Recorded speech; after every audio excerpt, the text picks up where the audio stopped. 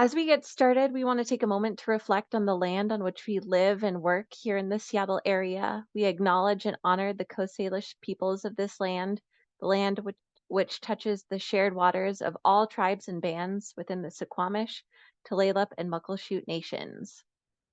This evening's class is being hosted by the University of Washington Botanic Gardens.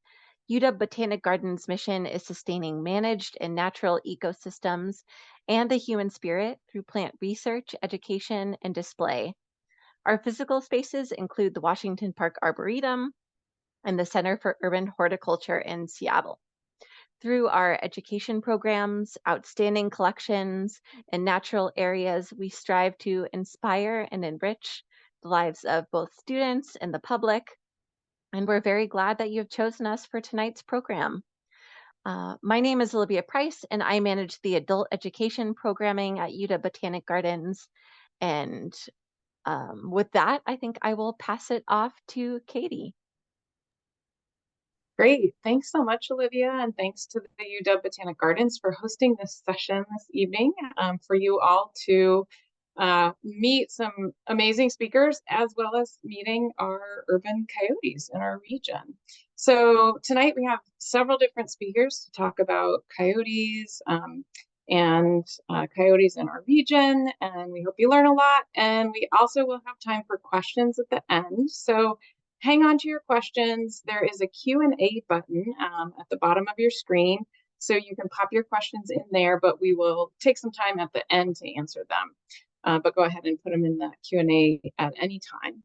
So my name is Katie Remine. I'm the Living Northwest Conservation Manager with Witham Park Zoo.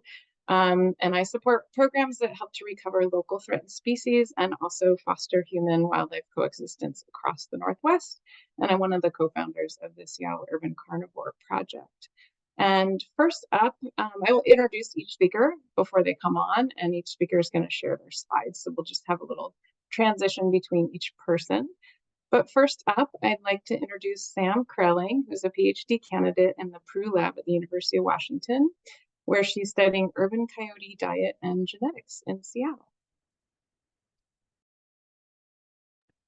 Thanks, Katie.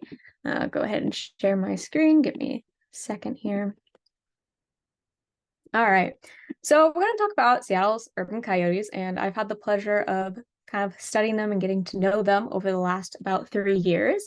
I think this is a relatively pivotal sign. I found this on Mercer Island, and I think it's something we've probably all seen remnants of online and on different kinds of social media posts. And so I want to talk a little bit about coyotes and kind of humanize them, and so that we understand kind of where we're coming from when we're saying these kind of statements, and kind of make sure that we don't villainize coyotes, but we also don't kind of uphold them as these like magical, perfect creatures as well. They're just animals doing their thing. So we're gonna talk about that a little bit. Let's see if I can get this to advance. There we go. Okay. So quick introduction. I am Sam. I use she/her pronouns. This is my lovely dog, Sequoia. She helps me find a lot of scat samples throughout Seattle that I use to study the coyotes. To get a little bit of basic information here, we're just going to go over what a coyote actually is. Now, I know we've probably all been relatively familiar, but sometimes people don't know the basics. So we're just going to go over here. They're roughly 20 to 30 pounds. They tend to be smaller on the West Coast than they are on the East Coast. They are a member of the dog family and are actually very closely related to your domestic dog you may have at home. People often think that they're much bigger than they actually are, but they're really relatively medium-sized animals. They're not actually, wolf size. If you see them next to a wolf, you'll see a huge difference. But that's often something I hear people say, that they're enormous and super scary, but knowing the size can kind of help temper those ideas sometimes. They are omnivorous. Most people think that they're just kind of eating meat, but they actually eat a large variety of diet items, from plums and cherries and rabbits to sometimes domestic cats. And we'll talk about that in a little bit. But important to know that they are not just eating vertebrates, they are also eating plants, and quite a lot of them. They are all over the United States in just about every biome. They go up into Alaska and down into Panama. They live in almost every environment, including almost every major city in the United States. And there are a lot of reasons that I think we should care about coyotes, and I might be a little bit biased here, but they are a really important ecosystem component. They help regulate different prey species. They help kind of clean up the carrion and like roadkill that happens, things like that. And they're also really thriving in the Anthropocene. So this is the age that we're living in, this age dominated by humans and people and vast habitat modification. And while most species aren't doing super great, coyotes are really thriving. And so I think that they're a really special animal to be able to study and understand how we can coexist with many different species. And they're also here. They're really hard to get rid of. The United States have literally tried for decades and they've only expanded in range. So we might as well learn to be with them. And to kind of talk about that a little bit, coyotes have really, really done well. So they've more than doubled their range across the United States and North America in general. And a lot of that is because we've removed these apex predators like wolves and cougars that are their natural kind of competition in these ecosystems, and they've been able to thrive. On top of that, we've modified the landscape in a lot of different ways, including kind of clearing forests and making these open spaces that allow them to kind of proliferate and use these human modifications to their advantage. So urban coyotes specifically are a little bit different than their kind of rural counterparts. They tend to be bolder, although this has some contention in the literature, but sometimes they are bolder in cities, and sometimes this boldness is actually heritable, meaning that their offspring can actually be more bold like their parents. They have a very varied diet. There's a lot more opportunities to try different foods and different prey items available in cities compared to compared to rural regions. And they're behaviorally plastic. And now that's kind of a weird term, but it basically means that they're really adaptable. They're kind of able to modify their behavior to whatever best suits them in any given environment. They also have much smaller territories in urban areas, which typically allows them to live at higher densities. All right. And so let's dive into coyotes in Seattle specifically. We think they've likely been here since the 50s, maybe earlier. It's a little bit hard to figure out what that exact number is, but they've been here for a relatively long time. They can be found in almost every green space across the city, except West Seattle, where there are not very many of them for some reason, and we don't quite know why. Their population is likely not increasing a lot. It's probably relatively stable and probably fluctuates from year to year, depending on what food availability is like. And importantly, they can really help us by controlling pest populations. And so to dive into kind of the lifestyle of a coyote and how we're actually a lot more like them than you might think, we're going to kind of go through what a year is like for a coyote in an urban area. So we're going to start out with mom and dad. They are monogamous for the most part. There are some weird things that happen in cities sometimes, but just like a lot of humans, they kind of pick their mate and they stay with them for quite a while. They den in late spring. This is when they have their puppies, and that's often when we see a rise in conflict happening. They typically have a litter of 4 to 7, but it can be a lot more. I think I've seen numbers up to 17. And they have a really high level of parental investment. So just like like you guys who might have kids, they really care about their offspring's survival, and they're going to protect them to the best of their ability, which means they are very fiercely protective of their offspring. And now anyone who studies coyotes will tell you that we study them because they're pretty cool, but also because they're really adorable. These are just little puppies, like very cute. So these pups will stay in their den for roughly 6 weeks, and they'll eventually leave the nest around 6 to 9 months. This is usually in fall or early winter, although in cities, sometimes we have kind of older pups staying alongside the family to help raise the younger generations as well. Pups will typically disperse and find their own homes, and they're very territorial, so they kind of stake these areas out and make sure that no coyotes can infiltrate. All right. And so when you have a big family of 4 to 7 pups, that means you need a lot of food and a lot of calories to fill all those stomachs, right? So lots of pups means lots of food. Why is this not going? There we go. So in urban areas, like I said, they're mainly eating a lot of fruit and a lot of rodents, and their number one diet item is rabbits. And we'll talk about this a little bit more specifically in a second. But it's also important to understand their family structure. So they typically live in these kind of family groups in, whatever their territory is. And they don't usually tolerate outsiders. There are some, as always, there's things that go against these general rules.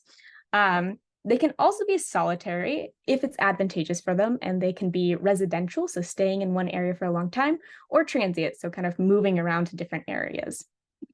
And oftentimes removing family groups will just lead to new family groups moving into those areas, because you then free up a lot of resources for them to kind of fill that void. And so in terms of protecting their family, coyotes will do a couple different things. They will often see domestic dogs as a threat. So because coyotes are so related to dogs, there's not a huge distinction between what might be another coyote coming in to kind of steal that territory and what might be a dog posing a threat as well. This means that they'll typically escort people away, which people can kind of take as them following or stalking them, but it's actually very normal and non-concerning behavior. They'll just kind of trot along behind you, especially if you might have a dog. And that's basically having them move you off from maybe something that they're eating, or if they have a den nearby, just basically making sure like, hey, this is my area, please move aside. So like I said, conflicts are usually most frequent during this denning area between April and June. And you may see behaviors like this escorting, this following behavior, barking, just kind of an alarm bark sometimes. Sometimes it's a bark to say, hey, I'm here. I would like you to get out of here. And you also might see them chase off dogs, again, because they can often see them as threats to their puppies. And so talking about concerning versus non-concerning behavior, things like escorting, barking, and chasing dogs, usually not too much of a problem. This is very normal behavior that we would expect to see. It doesn't usually lead to attacks or anything like that. Concerning behavior would be actively, going after pets on leashes, biting, things like that, not just kind of following along. Touching and approaching people and coming in with really close distances. Biting, obviously that's a problem, and kind of begging behavior. So that often signals that coyotes have been habituated by people feeding them. And so that can kind of become dangerous territory. So this kind of concerning behavior is relatively rare, but does happen for a couple of reasons. Often it's individuals that become emboldened, not entire family groups, though family groups can sometimes teach their offspring these behaviors. A lot of the time, this has to do with habituation. And usually this is through being fed by people. Importantly, this feeding can happen directly by people leaving out chicken on the road or hand feeding them, or indirectly by having garbage and compost near their houses that coyotes then associate kind of these human dwellings and humans as themselves with food. And so that can become a little bit problematic as well. And getting into kind of this attack territory, it's actually extremely rare. So between 1977 and 2015, there are really only 367 confirmed coyote attacks in the United States. In contrast, 4.7 million people get bitten by domestic dogs annually. So the likelihood of you getting bitten by a coyote is way, way, way lower than getting bit by a domestic dog. So attacks really aren't happening that often. And few studies have looked at attacks on pets, but one study in Chicago found that there are fewer than 15 attacks per year. So that leads you to kind of my study. So this is what I've been working on for the last 3-ish years, maybe 4. Basically learning about what our Seattle coyotes can tell us and what they're eating. And the first question I always get asked is, well, how many are there? And I don't have a specific number for you, but, oh, this is taking a second. But I can tell you that we've genetically identified at least 70 different coyotes over a 2-year period using non-invasive genetics. So basically using the scat, we can get the genes off of that, and that can help us identify individuals. There are also likely some that I missed in this. So this number is also fluctuating because pups disperse. Pups have high mortality rates in urban areas. So this is not a hard and fast number. It's just the number we've happened to discover. Not saying that there are 70 coyotes in Seattle at any given point in time. And this is data from 2021 and 2022, mainly from the summers. All right. Okay, so getting to our kind of arboretum interlake population, there were 7 coyotes present in 2022 and likely a similar number this year. Mom is actually from the Seward, Genesee area, so down south, and has migrated upwards. And dad is a little bit of a mystery, but we also think that he came probably from the south via some genetics. In 2022, they ended up having 5 puppies, 3 girls and 2 boys. And that's kind of the general size. So in any given kind of territory, this is kind of what you might expect for a lot of the coyotes. And what are they eating? So the first question people always ask is, well, how many cats are they eating? And they do eat cats, but maybe not as many as you think. Most studies that look at coyote diet find that it makes up 1 to 2% of their total diet. There is kind of this one outlier, which is the study in Los Angeles that found, that found about 20% of the scats to have cat DNA within them. But there are some interesting things about that study which make that number a little bit questionable to me. For our coyotes, I'm sorry about the kind of not super legible graph here, but if we're going to look across these kind of, 621 samples, they're eating a lot of plants. Most importantly, we'll just kind of point out the top ones. This rubus, which is berries, so salmon berries, blackberries, thimbleberries, all of those. Lots of grasses. Unfortunately, our markers don't tell us anything more than it is grass. So it could be your lawn, it could be wheat, it could be corn. We don't know. It is in the grass family. They eat a lot of apples and plums and just lots of fruits in general. And if we dive into what they're eating in terms of vertebrates, we get a little bit of a higher resolution. We can see a little bit more detail here. So this is from 505 samples, and this shows how many times a single diet item at the family level was present in those scats. So the top diet item, and by far the most prevalent, is rabbits. I don't think that's going to be a surprise for anyone. They're everywhere. They're not the smartest. They look pretty easy to catch. They're in roughly 60% of scats. So this is a really, really common diet item. We also have a lot of kind of human-based foods. We have some chicken here. We have pork and cow that came up relatively high. And their 4th most common diet item was cats, but I'm going to break that down a little bit so it's less scary of a number. In raw numbers, they came up in 92 out of this 505 scats. But to break that down, I took a list of all of the samples I collected and where they are collected and kind of did some math about how many cats I actually think that might be. So coyotes will often share larger prey items like cats with their family members. So it's likely that multiple coyotes were pooping out this cat DNA, which really originated from one cat. And they're probably pooping it out multiple times because it's a relatively large diet item. And so if I get 2 scats from the same place at the same time, it's pretty likely that they come from one individual cat rather than 2 different cats that they're eating. So if we break this down, I think that this is probably roughly 39 instances of different cats across these 2 samples. And this is not all of my samples. This is just a subset of them. We just haven't gotten the data back.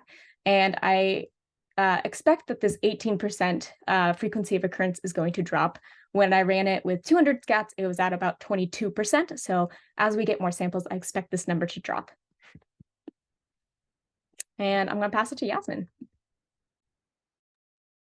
Great, thanks, Sam. I'll go ahead and introduce Yasmin. Yasmin is getting ready here. So Yasmin Hananti is a PhD candidate also at the University of Washington, and her dissertation research focuses on the health of urban coyotes in the Seattle-Tacoma area, including parasitism, diet, and urban pollutants. And her focal species are coyotes, but also raccoons and river otters. And Yasmin is going to talk to us about some of the benefits of living with coyotes. Yeah, Sam, if you could just end your screen share, I'm gonna, thank you. I'm sorry, I'm struggling here for a second. That's okay. Okay. All righty. Okay. Slightly updated slide here. Okay, so I'm going to give just a brief overview, non-exhaustive list of some of the benefits of living with coyotes. This is what we call ecosystem services. So what services do they provide our urban ecosystem and for us as humans?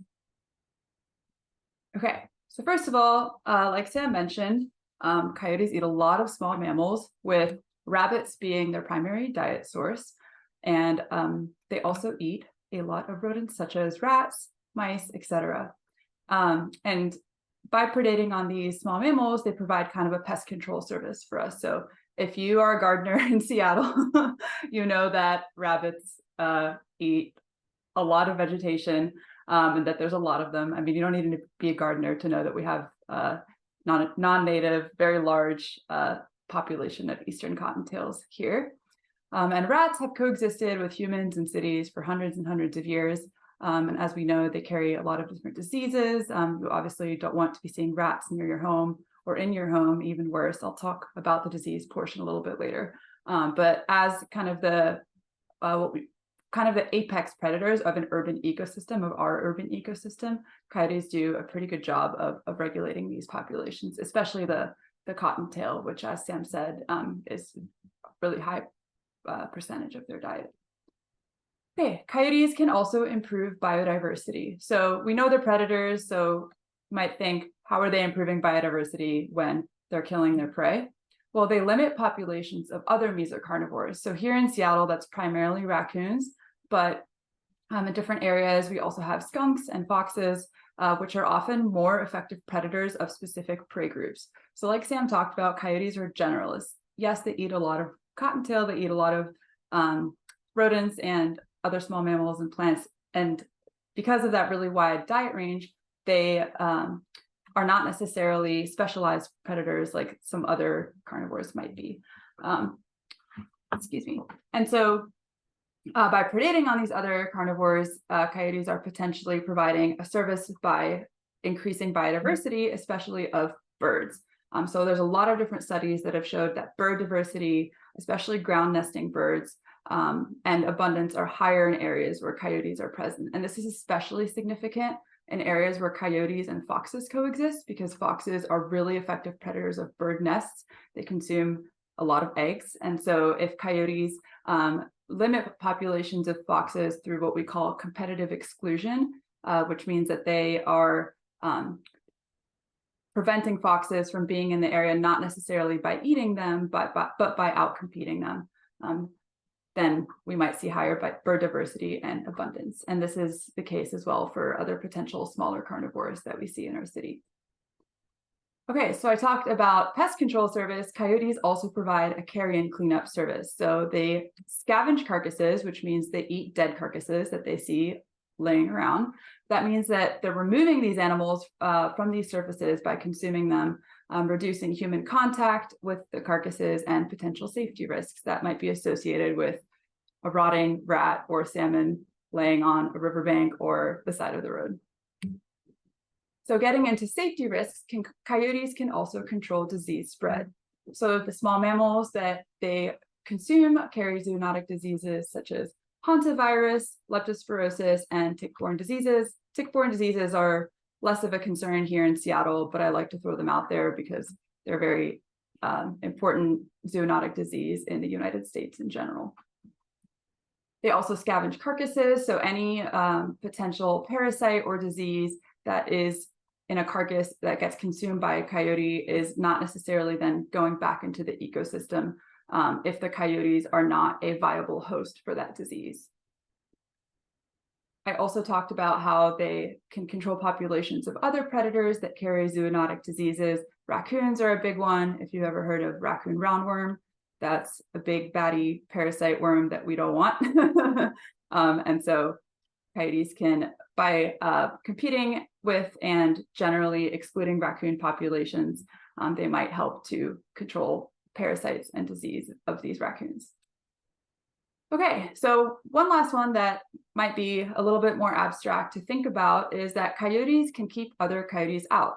So like Sam talked about, they're really highly territorial. The presence of a family group will exclude other coyotes from coming into their territory. So if the family group that you're coexisting with is able to coexist peacefully with humans, they are potentially stopping other coyotes that might not have those traits where you can easily coexist with them from coming in and making that territory theirs.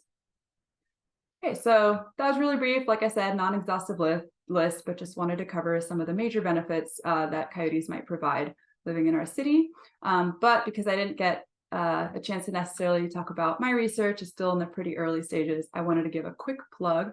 So it's a QR code to our website for the Sentinels of the City project, which is focusing on urban carnivore health. Myself and a few others on the panel are working on understanding how environmental health throughout the Seattle-Tacoma area, as well as a couple areas in California, impact our urban carnivores. So that's coyotes, raccoons, and river otters here in Seattle. And we're looking at diet. So Sam's investigating diet of coyotes. We're also investigating diet of river otters, and we're identifying parasites within our urban carnivore populations, and also understanding how urban pollutants might be how they might experience uptake of urban pollutants such as heavy metals. So you can scan that QR code and go to our website to find out more. And there's my email up there if you have any questions. Great. Thank you so much, Yasmin, and thanks for the links for further information. That's fantastic. So next we have Chris Anderson, who's the district wildlife biologist for the King County area for Washington Department of Fish and Wildlife. And he's responsible for state wildlife survey and management of both game and non-game species within King County. Chris works on anything from invertebrates to amphibians to large carnivores in his day job. And he appreciates these kinds of collaborative opportunities with partners that provide for further reaching our management and outreach efforts. So Chris, go ahead and share the slides and take it away. I think aren't the slides in a larger? Yeah, one of us can. Sam, do you want to maybe share those slides for Chris? Sure. Otherwise, I can open mine. But yeah, I can go ahead and do that. I misunderstood that. While we're getting that, I wanted to thank you, Katie, and I wanted to appreciate both Sam and Yasmin for their current research. You know, this stuff has been studied like in Chicago. I think Sam mentioned that, and some other urban areas, but we really haven't had a lot of urban research on coyotes in the greater Seattle area and in Washington. A lot of it on the West Coast comes out of California. And so it really is beneficial for that research to filter down both to management, but just to the masses, because that really does drive home. Look, we're seeing relatively the same thing they see in coyote over in Chicago or in LA. It's just, you know, in this habitat here, it's the same sort of urban situation, but, you know, we have Doug fir instead of red oak and white oak and this and that and this, but they still eat the mass that's down there. They eat the rats that are there, the squirrels that are there. And I think that really drives home that, you know, how they deal with this animal throughout its range, the answer is always the same. So, and that we're not getting rid of them. They're super plastic, like Sam said, and they just are really good at staying on the landscape and doing what they're supposed to do.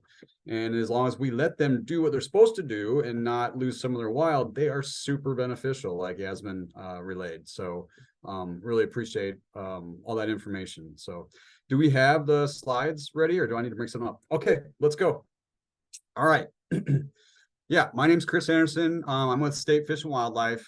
I'm here just to briefly, you know, we've already touched on their ecology. We've touched on some of their pathogens and services there as far as ecosystem services as well. But we often get, you know, a question from folks, you know, what are the legalities of coyote? What can I do in a DIY sense? Also, if you've got, you know, we're all individuals. Not all coyotes are habituated, but when you do have one, if it starts to show some concerning behavior, sometimes you get a neighbor that says, well, I'm going to do this. And, you know, to be able to have those productive conversations across the community, it's good to be familiar with what you can do and what you can't and who to contact. So the first thing there is to call us if you got questions. Oh, you muted for some reason, Chris. There we go. Okay. So anyways, so this is all kind of legal mumbo jumbo, but basically we have classified wildlife in the state of Washington, like game wildlife or protected wildlife. Those are two classifications. And then we have unclassified wildlife. Unclassified wildlife tends to get little management and monitoring. So the eastern gray squirrel is unclassified wildlife. The coyote is unclassified wildlife. Our native tree squirrels have more protection than coyote. So our Douglas squirrel or our northern flying squirrel, they are protected wildlife in the state of Washington. There are considerations around them. There's no consideration around coyote. They can be harvested. They are not a game species. Unclassified wildlife in the state of Washington requires you to have a big game or small game license to harvest the animal. So if you're someone who wants to hunt or harvest a coyote, you need to have some sort of hunting license. And there is no bag limit on them. There is no seasonal limit. They can be hunted year round. The only method restrictions come into play during the modern firearm season because people are out there with hunting other big game and whatnot. So from a game enforcement standpoint, we need some of those restrictions during that time.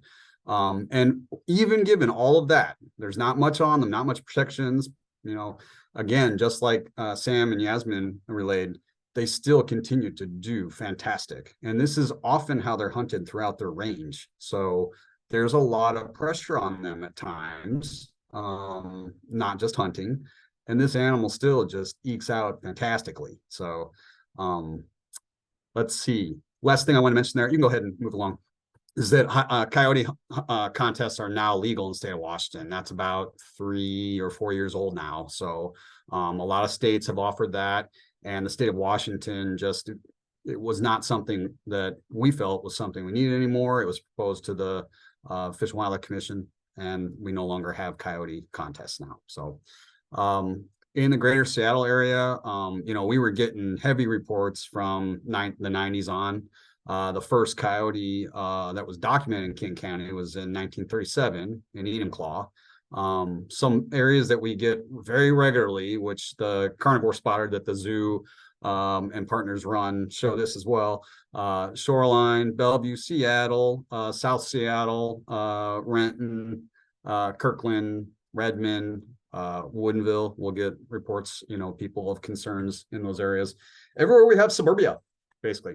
So those reports tend to have, a larger green space nearby, because what the science has shown in these urban coyotes is that they will tend to stick to all those green belts and really keep to themselves as long as they haven't had that habituational situation presented to them where they habituate to being in human spaces or have generational habituation, like Sam had mentioned too, where there's sort of a culture in that local family group of this is something that you should be comfortable with, even though the normal coyote would not. So you can go pull the trash out in the middle of the parking lot, there at Carkeek or whatnot in the middle of the day.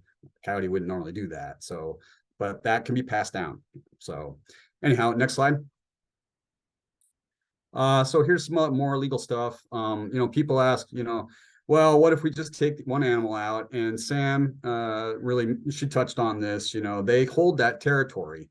And this is something that's done in wildlife management, not just with coyotes. So the airport, for example, they have to manage bird strike around the airport. And so they have to manage, for example, what flies onto the airport, because we like to go up in planes and not come back down because a pigeon hit the plane. So raptors control some of those animals. Raptors also get into issues with planes. So they manage territorial raptors, just enough of them around the airport to shoo away the transients. And that's kind of what those territorial coyotes are doing for you. They're shooing away the transients from your residences. So we want that. Otherwise, we have these multiple coyotes that are battling it out, can move 50 miles in a day. You don't know who's who. It's good to have less coyotes, large, set territories, and they do that. So, if you remove them, it's only a temporary solution. Obviously, we can't get rid of coyote. That's not happened. They continue to expand their range. Relocation of wildlife is illegal. You have to have a permit from the state of Washington to do that. So like a state rehabber, wildlife rehabber, for example. And it's inhumane. These animals are common. So it's like taking your college age student out of the dorm and saying, you can just hang on this sophomore's couch or this senior's couch. And when they get home from classes, they'll be okay with you. It'll be fine. You don't have to pay rent. That's not how it works. So it's the same with wildlife. They hold territories and they don't want other of their brothers and sisters around unless it's mating.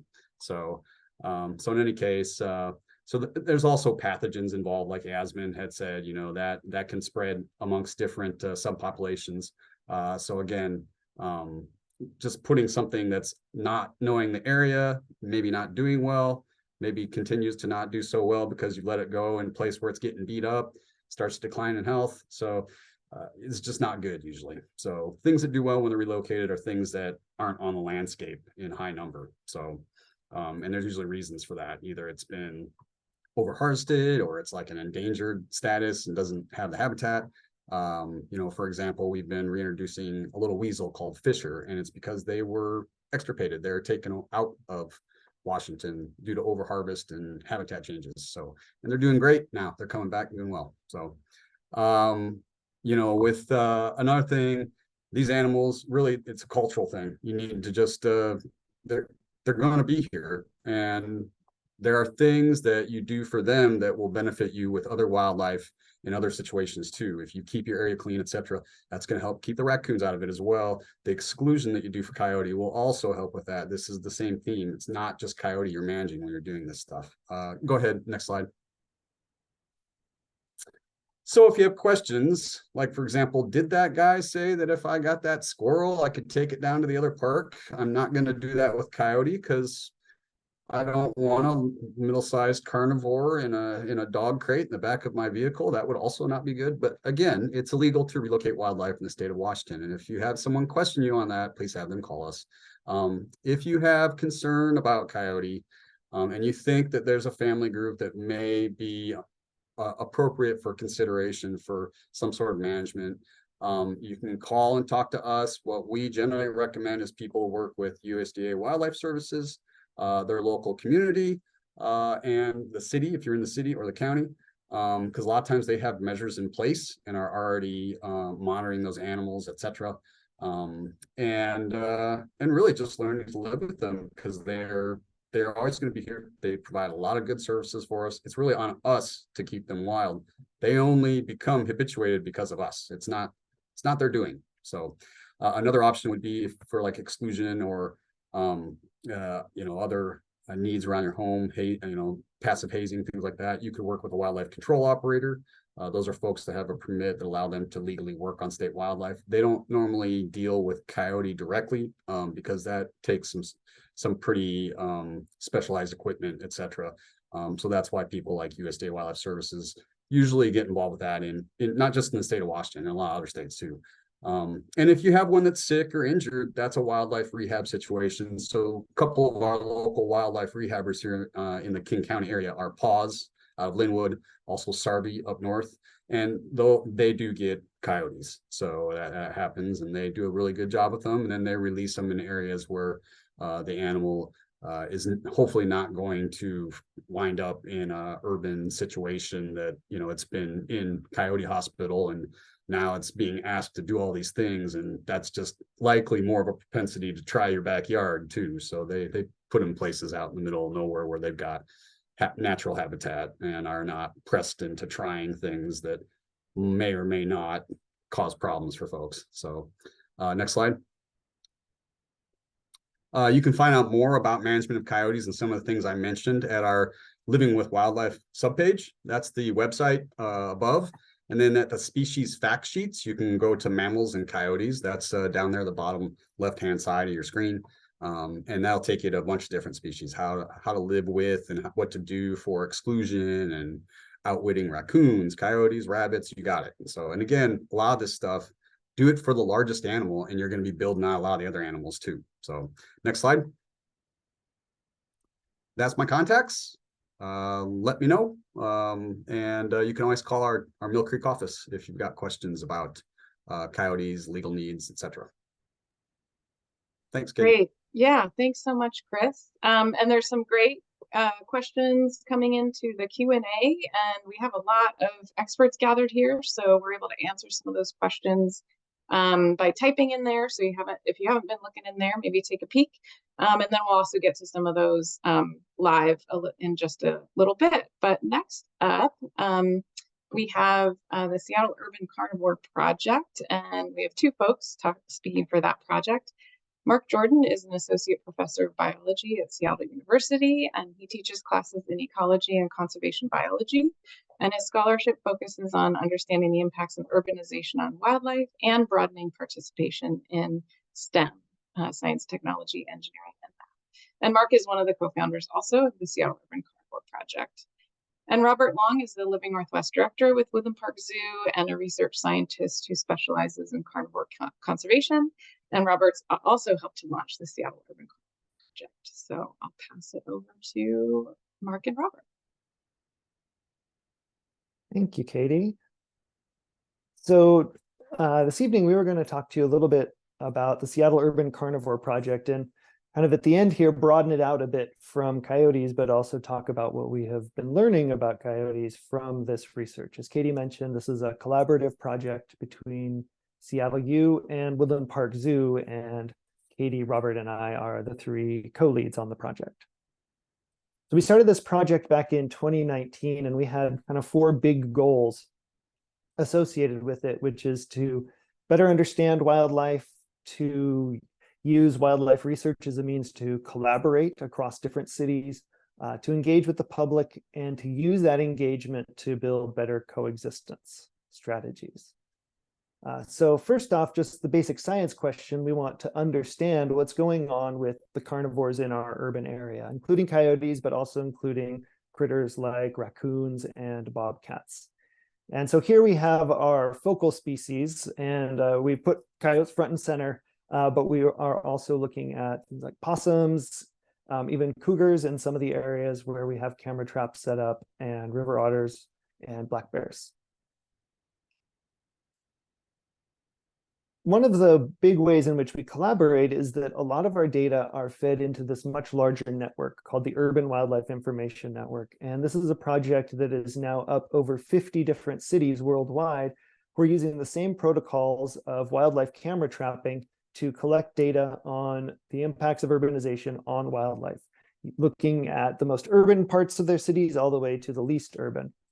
And this data then feed into these bigger projects where we can say, well, do we see similar patterns across North America or across the world as we look at some of these species' responses to urbanization?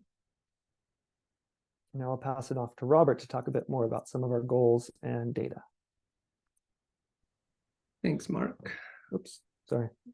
There we go. You stop sharing your screen there. I can keep sharing, and then we can just, because I'll go back at the end if you don't mind. Okay, nope, that's fine. Hello, everyone. Thanks, Mark, for that introduction. So Mark just talked about the setup of the Seattle Urban Carnivore Project camera trapping effort, and it's really very science-based. It's collaborative.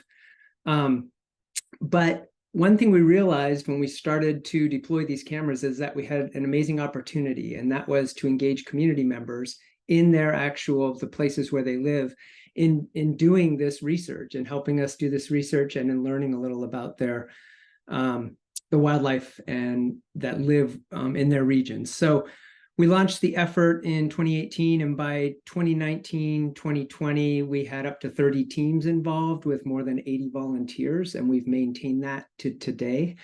So it's really an amazing opportunity to engage the public in what we're doing. Next slide, thanks. And this allows us to both talk to our volunteers about how we might coexist with carnivores, but also to leverage the opportunities of speaking at panels like this. We get 1.3 million visitors to Woodland Park Zoo every year, so we're able to talk about coexistence and some of the things that Chris and the other speakers were talking about in terms of how we might better coexist with coyotes and other wildlife at that point. So here are some great photos that we'll share from the carnivore spotter. Or not carnivore spotter, from the camera trapping efforts that Mark just talked about. This is a coyote hunting in some snow here in Seattle. This is actually a coyote that fell asleep right in front of the camera, spent some time laying there relaxing, wasn't too perturbed. This next slide is a photo of some predator-prey interaction between a coyote and a cottontail. So this is some information that can help play into what Sam's been studying in terms of coyote diet and how coyotes interact with people, their pets, and the other species that live with us. And then lastly, we can say something about predator-prey interaction, or not predator-prey, with species interactions between carnivores. So this is a coyote encountering a raccoon at one of our camera survey spots. And so we can start to get a bit of a picture of how some of these species coexist with each other on the landscape. All this information that we're gathering from these camera traps and these community efforts can be looked at in many different ways. And this is just one example that we thought was kind of interesting. And it looks at detections by species and time of day. So you can see, first of all, that the first species there is the black bear, which we don't get too many photos of. Coyotes are pretty active throughout the day and night, with some periods of differing. But you can see domestic dogs, which are often out with people, are mostly during daylight hours. Things like raccoons and Virginia opossums are mostly nocturnal. They're not out often during the day, so we're not going to see them often unless we're using these cameras. And that leads us to another project that we launched again back in 2019. We wanted to actually engage more people than we were able to with the camera trapping effort. We wanted to lower the bar for participation in terms of who could report and how we might learn about these species. So we launched Carnivore Spotter, and you can see it at carnivorespotter.org. It allows anyone to go in and report a sighting that they've had of a carnivore in their neighborhood or anywhere else they might be visiting in the greater Seattle area. And it allows us to look at wildlife and carnivore sightings in a whole different lens, and that is through the view of the people who are seeing these animals and living there. We've had over 10,000 reports to date, and it's just a really amazing resource that lets us look at where people are seeing these animals. It also lets people better understand that these animals are living around them constantly. If you look there, the yellow dots are actually coyotes. It's a little hard to see, but most of Seattle is used at least part of the time by coyotes. You can tell by that. So it really helps us better understand that these animals are already out there. They're largely coexisting with us, and that's a possibility. Here are some highlights from, these are photos that people have sent in along with these Carnivore Spotter reports. We do get occasional bobcats, mostly east of Lake Washington, and black bears as well. Coyotes occurring just about everywhere.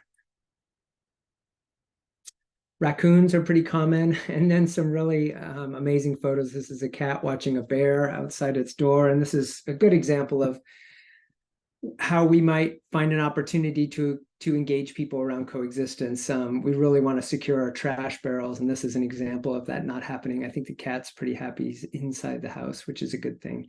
And then the kittens on the right are bobcat kittens that were sitting on a fence. So really, really fun photos people share. Lastly, I mentioned we've now got these two different methods: camera traps that are out on the landscape all the time, taking photos day and night, don't depend on people actually operating them except deploying them. And then we've got Carnivore Spotter, which is an interaction between a human and wildlife. So we can compare and contrast some of these things. And we'll just show you one slide here to very simplistically kind of show you. On the top, you've got some charts showing the number of reports, not reports, but detections of the different species with camera traps. And I just want to focus on the yellow one and the gray one. So on the left, the yellow one, you've got coyotes that are being detected by camera traps and raccoons by camera traps. And you can see those numbers are pretty high. Carnivore Spotter is the next set of bars below that. And again, if you look at coyotes, you can see that people are reporting coyotes at a much higher rate than they're actually being detected on our cameras. So that might be a function of where coyotes are moving or how interested people are in coyotes. And then raccoons being reported much less by people than they are occurring on our cameras. And again, because raccoons are nocturnal, you might expect that to be true. Mark's going to talk about some other reasons that might be true for some of the species. Thanks. Thanks, Robert. And this contrast between the two data sets really does highlight some interesting things about not just the wildlife themselves, but also about our outreach and communication engagement with this project. So if we've built habitat models based on the camera trap data, and then we've looked at where the carnivore spotter reports are coming in, and we actually notice locations where we're not getting detections on carnivore spotter, where we would expect to see some of these species. And so what that does is it gives us some ideas of where to target some specific community engagement, addressing these what we would call geographic and other equity blind spots, because we've also noticed those socioeconomic patterns associated with where we're getting reports and where we're not. And so we've taken that and have started to think about ways to focus on particularly parts of South King County where we're not getting as many reports as we would expect. And that's going to lead to different outreach and engagement, and really targeting that outreach and engagement to meet the specific needs of the communities where we're planning to work.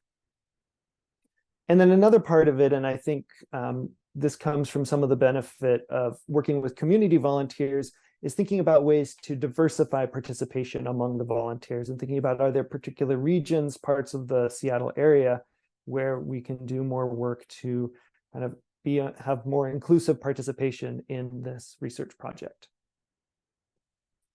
So we just want to thank all of the camera volunteer teams. It didn't really kind of explicitly state this, but every camera, but just a few are run by teams of 3 to 4 volunteers, and they're out there running these once a month all year round, and we wouldn't be able to get these data without them. And thank you if any of you are here tonight as well. Thanks also to anyone who's ever participated in Carnivore Spotter. We've got the Carnivore Coexistence Action Team volunteers in Issaquah have done some great coexistence work out there, and anyone here who's taken action to foster human-wildlife coexistence. So, and here's some information, contact information if you'd like to get more involved. Great. Thanks so much, Mark and Robert. Really appreciate all those updates about the project. And before we go into our Q&A, which is still very active in the Q&A box, definitely go check it out. There's some great questions and answers in there, and we'll review some of those. But before that, we're just going to give each speaker a chance to share one of their favorite coexistence tips for living with coyotes in particular. And with other carnivores in our landscape too. And to start us off, I'll welcome Laura Prue, who's an associate professor of wildlife sciences at the University of Washington. And her research lab examines wildlife community ecology and how species interactions are affected by global change, with a particular focus on carnivores. And Laura is Sam and Yasmin's advisor at UW. So Laura, what's your favorite coexistence tip for living with coyotes? Well, I guess it's been touched on a little bit in some of the presentations, but I guess my favorite tip would be keeping cats indoors.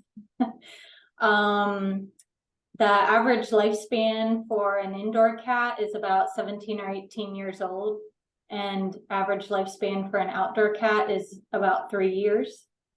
So there's a lot of dangers for cats out there besides coyotes, which are a danger for them.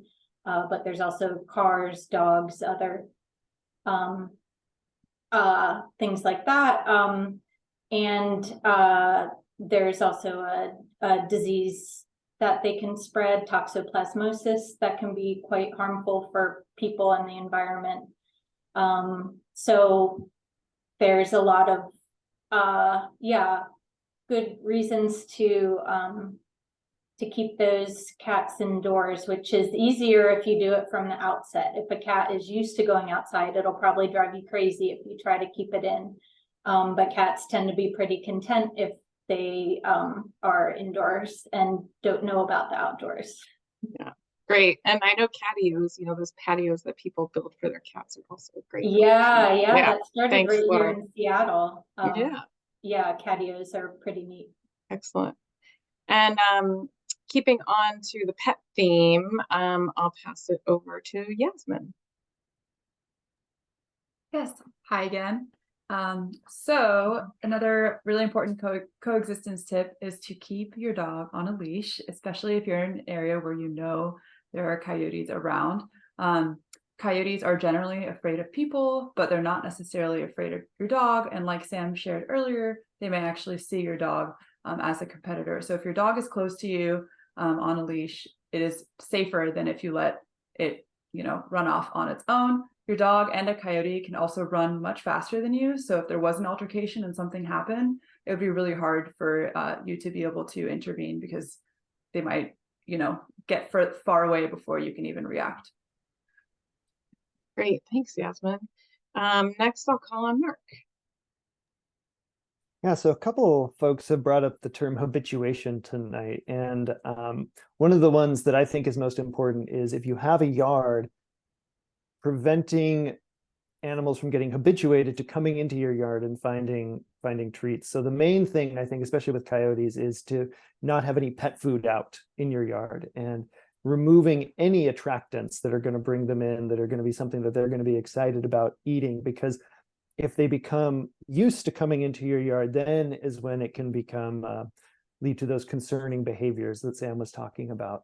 And also, if you have a bird feeder, although you might not think that bird seed would be particularly attractive to coyotes, what's actually might happen is that it becomes attractive to rodents, who are then attracting the coyotes. So if you can make sure that you're not leaving a lot of bird seed scattered about, either cleaning up periodically or having a way to catch the bird seed, that reduces the rodents, which then reduces the risk of conflict with coyotes.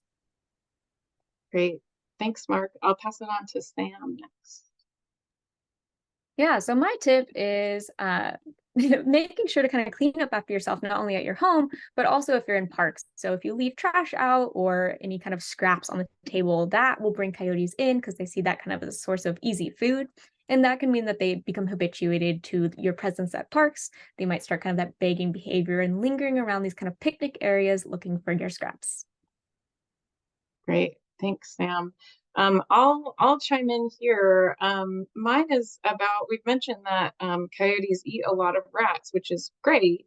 But what that means, and we know Seattle is a ratty city for sure. There are many options to control rats around your own property or neighborhood by reducing any attractants that might be out, like we've talked about. You can also physically exclude them from getting into your home in different ways. And these are all better alternatives than using what are called anticoagulant rodenticides, so different chemicals that are made to kill rats, because rats can carry those. If they ingest those chemicals, they can carry them out into the landscape, and then carnivores, including coyotes as well as raptors, when they eat those rats, those poisons can kind of go up the food chain and really affect the coyotes and the raptors. So there's great alternatives for controlling rats so that you're not using those kinds of rodenticides. And then for our last tip, I'll pass it back to Robert. And then I know we're getting to the end of our time, but we all can stay on a little bit to answer some questions. So Robert, give us your tip and then we'll go over to some questions. Yeah, so my tip has to do with this idea of habituation. But what if you've done everything right? You've brought in the food, your cat's indoors, your dog's on a leash, and you still encounter a coyote who is really, really curious. Coyotes are, canids. They're interested. They're smart. What happens if a coyote is actually approaching or on your deck when you came out one day? Maybe someone nearby is feeding it. Well, there's a concept called humane hazing, and that basically helps us tell coyotes that there are some places we don't want them to be, too close to people. So you can clap your hands, you can take a couple of steps toward an animal, rattle something loud. There are lots of ways that will pretty much deter coyotes from being close to you. We don't need to do it if we're out hiking and you see a coyote out in a meadow or up on a ridge or just maybe even just doing its thing. But if it's actually approaching too close on your property, it's something that we want to encourage coyotes not to get habituated to being close to people. Great, thanks everyone. Hopefully you all got some great ideas out of those coexistence tips. And again, a lot of questions have been answered by this awesome group of people here in the Q&A. So you can go in there and look at some of those answers. But there's a couple here that I think we'll go ahead and take live. let's see. How about, and if anyone of the panelists sees one they want to answer, just let me know. Just on the point you just made, Robert, there's a question: should homeowners actively and humanely seek to deter coyotes from accessing their property? Yeah, what are and your see, thoughts? Yasmin started to answer that. Hopefully, we have the same answer. But no, I mean, I live on Bainbridge Island, and I have coyotes coming through my yard all the time. And I have a medium-sized dog. He's out in the backyard. I don't have a cat. But I don't see it as any problem. Coyotes are moving through our landscapes. They're not, they haven't evolved to cause us problems. So unless someone nearby is feeding an animal, or you see an animal showing some of the signs that we've described here that aren't normal, you shouldn't have a problem. That's my opinion. Great, thank you. And yes, I realized that I missed Chris on my list of favorite coexistence tips. Chris, is there anything you want to add that or emphasize for coexistence tips? I agree with Yasmin and Laura. I'm gonna pick the keep your cat indoors and keep your dogs leashed. And I'm gonna say even further, keep your dogs leashed, not just because of coyotes, please. And that usually you're legally required to keep them leashed, including hiking in the Mount Baker Snoqualmie National Forest. Great. So there's my answer. Thank you. Thank you. Great. And then here's actually, Chris, I think this question would be best for you. There was a question about Mercer Island and the situation just about a year ago. Okay, I remember. About why were they allowed to have the coyotes there removed, presumably lethally, and what if new individuals move in? You know, is this going to happen again? Well, I didn't catch the first part. Why were they what? Why were they allowed to have them removed? Allowed to have. Okay. So, yeah, I can answer that. So, and someone asked about some of the legalities there. So the blunt answer is because they can legally. And they did consult with us. They utilized USDA Wildlife Services. I think all of us on this call here at some point were talked to about that coyote situation. And I do also want to put out there that this is individual animal or a individual family group, just like with bears too. When we get called, oh, I got a bear, and I'm like, okay, so does it do anything? No, I saw it. I'm really concerned. It's like, well, okay, well, that's not an individual that is an issue, and most of them are not. And same with coyotes, most of them are not issues. So it's only when we let them get into our stuff because we're not